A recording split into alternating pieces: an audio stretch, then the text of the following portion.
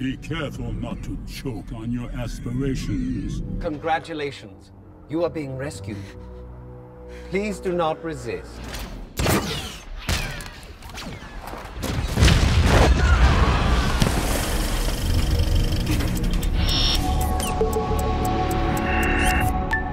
My relationship with large format began as a photographer, because I used to be a photographer, and I used to shoot large format, like 4x5 and 6x6, and then I started shooting film, 35mm film and 16mm film, and for some reason 35mm film was never quite as, for me, visually quite as good as 35mm stills or large format stills, and I was certain that it came down to the fact that the sensor or the size of the piece of film was considerably smaller on 35mm. Not to say that it's not a great format, because it is. We've all witnessed history-making movies shot on 35, on 16mm. But larger format is something that I believe disappeared with history a little bit when large format in the 60s became uncool in the 70s because of the size of the camera.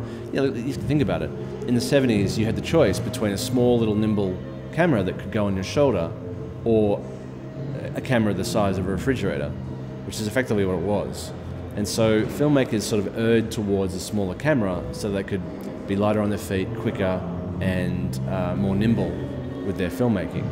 And if you think about that, then it makes sense why 65 or 70mm became a bit of a thing of the past. So when it became possible through digital imaging to actually bring that back, yet still have the form factor of a small camera, it seemed completely logical to start bringing back that as a format option, because it's all encompassing. It's more like your vision, I think. There's lots of opinions I can have debates with other cinematographers about what's better or worse. It's just another tool in the toolbox.